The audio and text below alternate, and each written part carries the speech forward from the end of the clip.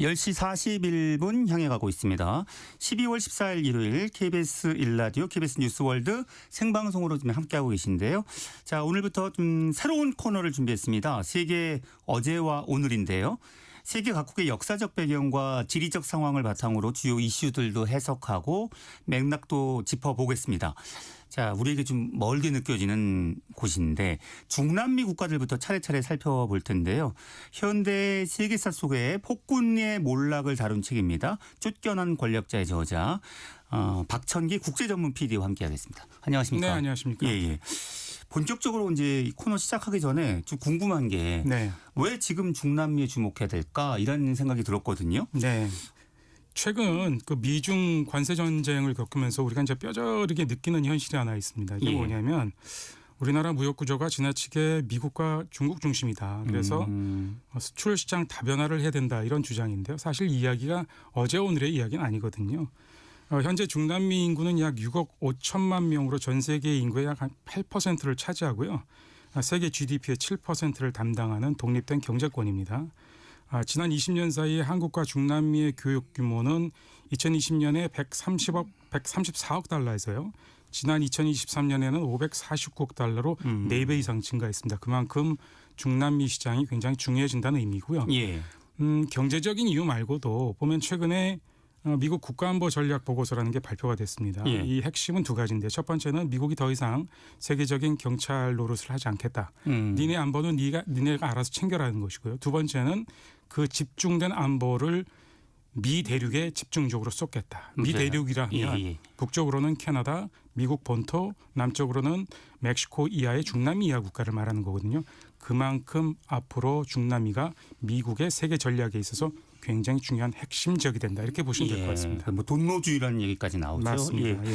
자, 오늘 첫 번째 시간에는 베네수엘라 얘기를 준비하셨군요. 네, 그렇습니다. 베네수엘라가 지금 굉장히 핫합니다. 지금 미국과 거의 준전시 상태거든요. 그렇죠. 지금 카리브해에 미국 전함이 지금 파견돼 있고요. 언제라도 지상군이 투입될 수 있는 그런 상황입니다. 예. 사실 베네수엘라는 중남미 해방의 아버지라고 불리는 시몬 볼리바르가 태어난 곳이에요. 예. 그래서 베네수엘라의 공식 국가 명칭이 베네수엘라 볼리바르 공화국 이렇게 되어 있습니다. 이름이 들어가 있는 거죠. 베네수엘라의 어원은요. 스페인의 탐험가인 알론소 데 오헤다라는 사람이 이곳을 작은 베니스다 이렇게 부른 데서 유래한 거니까 쉽게 말하면 베네수엘라의 어원은 베니스에서 시작됐다 이렇게 보시면 될 것 같습니다. 뭐 상식선에서 한번 생각해 보시면 될 것 같고요. 뭐 최시중 아나운서도 어릴 때 혹시 세계 미녀 대회 이렇게 보면 베네수엘라 언제나 베네수엘라였던 것 같습니다. 맞습니다. 제 기억이 맞다면 그런데요. 실제로 그래서 제가 통계자료를 찾아봤거든요. 2024년 기준 베네수엘라는 세계 3대 미인대라고 하는 미스 유니버스에서 7번, 그다음에 미스 월드 대회에서 6번, 그다음에 미스 인터내셔널에서 9번. 와.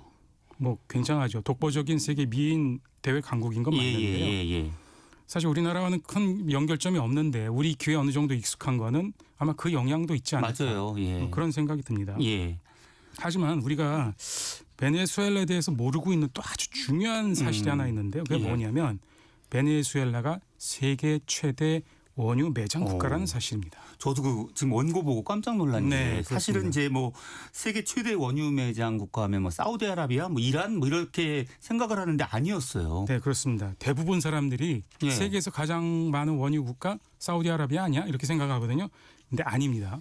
오늘부터 새롭게 하신다고 생각하시면 되는데 베네수엘라가 세계 최대 원유 매장 국가가 맞습니다. 2023년 기준으로 보면요. 베네수엘라의 석유 매장량은 3,030억 배럴인데요. 이게 어느 정도냐면 우리가 이제 1위라고 생각하는 사우디아라비아 매장량이 어느 정도냐면 3,000억 배럴이 채 안 됩니다. 2,970억 배럴이고요. 미국이 한 800억 배럴, 러시아도 비슷합니다. 그러니까 미국의 3.5배가 넘는 거죠. 뭐 근데 여기서 이상하지 않습니까? 이렇게 석유가 많은데 베네수엘라는 왜 이렇게 가난한가? 그러니까요. 저 그거 궁금해서 여쭤보려고 그랬어요. 네, 베네수엘라 지금 국민들이요. 매일매일 지금 제일 어려운 게 뭐냐면 지금 그 주유소 앞에서 석유 받아가는 일이 굉장히 지금 하루의 일이거든요. 이해가 되지 않습니까? 그렇죠. 그 석유가 제일 많이 있는 나라인데 그렇습니다. 그럼 통 들고 가갖고 지금 석유 받고 이러고 있는 거예요? 이거를 학자들은 베네수엘라를 대표적인 자원의 저주를 받은 국가다 이렇게 얘기하거든요. 이게 좀 전문적인 용어긴 한데 이걸 영어로는 더치 디지즈라고 해요. 이게 무슨 얘기냐면 1959년에 북해에서 굉장한 양의 석유가스가 발견됩니다. 이걸 예. 누가 가져가냐? 네덜란드가 가져갑니다. 근데 네덜란드가 이 초창기에는 굉장히 이 경제적인 베네핏을 받았는데 예. 나중에는 경공업이 폭삭 망합니다.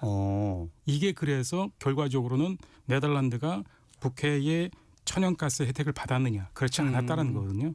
이거를 학자들은 더치 디지즈, 그러니까 자원의 저주라고 부르는데 예. 베네수엘라는 가장 폭망한 케이스다 이렇게 보시면 될 것 같습니다. 아, 그렇군요. 네.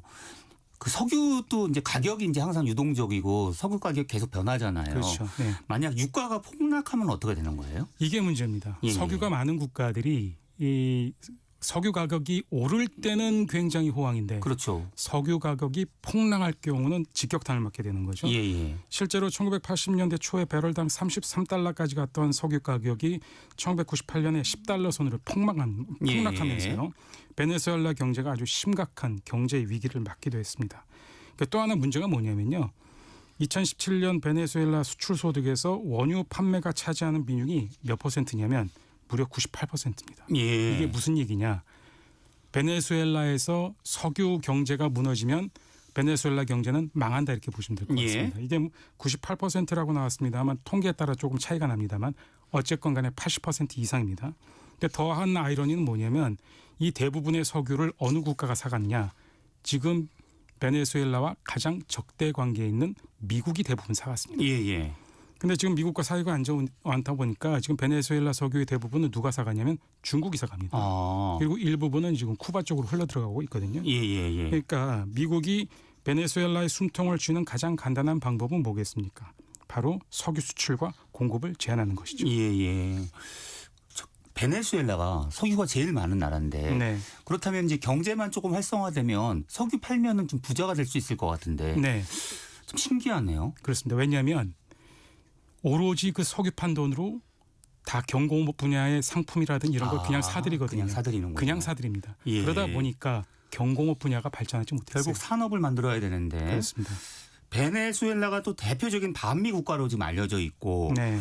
현재 그 미국과 갈등은 뭐 최고조죠. 그렇습니다. 지금 뭐 국제 뉴스를 굉장히 크게 장식을 하는데 국내 언론에는 사실 많이 노출이 안 되고 있거든요. 저는 이게 굉장히 부분이 좀 안타깝게 생각을 하는 부분인데요. 실제로 불과 3일 전에요. 지난 11일이죠. 베네수엘라 인근 해상에서 원유를 운송 중인 유조선을 미국이 납포했습니다. 예. 이게 지금 굉장히 논란이 되고 있거든요. 이게 국제법 위반이냐 아니면 미국의 정당한 행위냐 이게 지금 큰 논란거리인데요. 지금 말씀하신 대로 중남미 국가는 크게 보면 친미 성향의 국가와 반미 성향의 국가로 나뉩니다. 이 가운데 베네수엘라 하면 대표적인 반미 국가죠. 최근 양국이 이렇게 불편한 관계가 심화되는 이유는요. 미국이 지난 2024년 7월에 치러진 베네수엘라 선거를 부정선거로 보고 있거든요. 그러면서 다양한 경제 제재를 취하고 있는데 트럼프 행정부의 요구는 뭐냐면 너희가 부정선거한 걸 인정해라. 예. 그리고 당시에 부정선거를 주장하다가 탄압받던 정치인들 즉각 석방해라. 이런 게 미국 정부의 요청이었는데 마두로 정부가 이런 지하에 거절을 합니다. 예. 그러면서 결국 지난 9월 18일이죠. 미국이 이것에다가 이지스 구축함 3척을 베네수엘라 인근 카리브해에다 이제 파견을 하면서 예. 이제 군사적인 긴장이 고조가 되기 시작한 거죠. 다른 나라인데 선거 문제인 거잖아요. 그렇습니다. 그 문제 때문에 군사적으로까지 대응하는 거는 조금 좀 이해는 안 되는데 그래서 더 근본적으로 갈등이 있지 않을까 싶기도 하거든요. 네, 이게 선거 문제만 있는 게 아니고요. 예. 내면으로 들어가면 더 큰 문제가 있습니다. 더 큰 문제가 뭐냐면 마약 문제거든요. 그 2025년 9월 2일과 9월 15일 이틀간에 걸쳐서 미군이 카리브에서 마약을 운송하는 것으로 의심되는 이게 의심되는입니다. 이게 확정된 건 아니고요. 예. 의심되는 보트를 향해서 폭격을 가해서 침몰을 시켰는데 9월부터 11월까지 석 달간 펼쳐진 작전으로 무려 22척의 배가 전소가 됐고요. 이 과정에서 87명이 사망을 했습니다.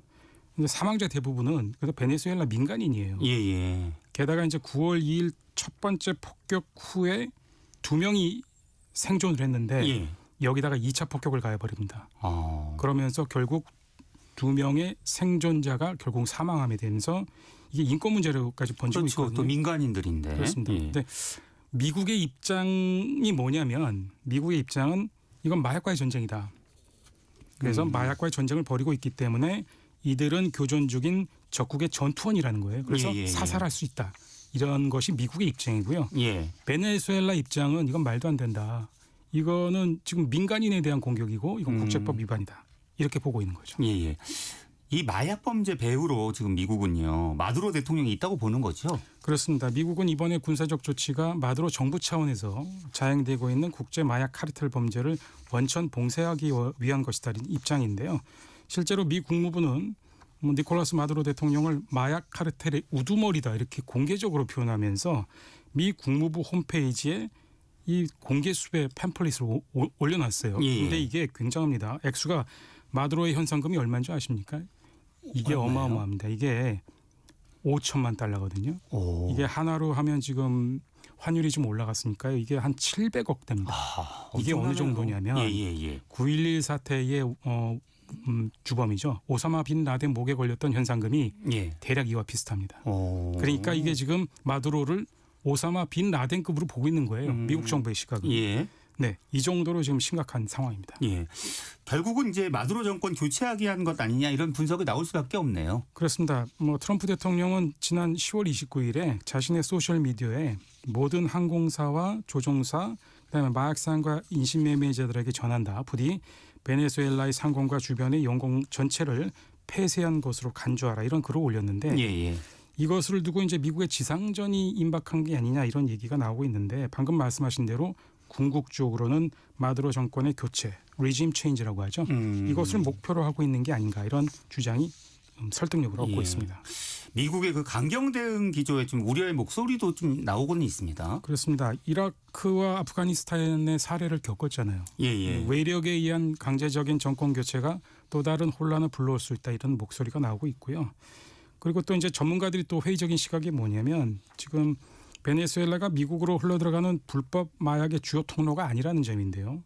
중남미에서 미국으로 흘러들어가는 마약 루트가 여러 가지인데 지금 현재로는 실제로 베네수엘라를 거치는 경우는 10% 미만이고요.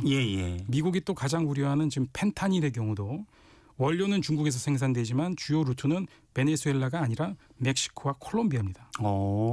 이런 부분들이 또 지금 강구하고 있다는 거죠. 만약 마두로 정권이 이제 붕괴를 했다고 해요.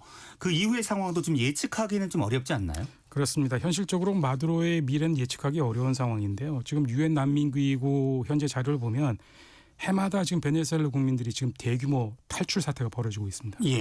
이러다 보니까 2019년 기준으로 베네수엘라 탈출 인구는 이미 오래전에 세계 기록을 깬 것으로 보이고요. 그런데 또 하나 문제가 되는 것은 마두로가 권력을 물려난 이후에 과연 누가 권력을 승계받을 것이냐 이것도 지금 확실치가 않습니다.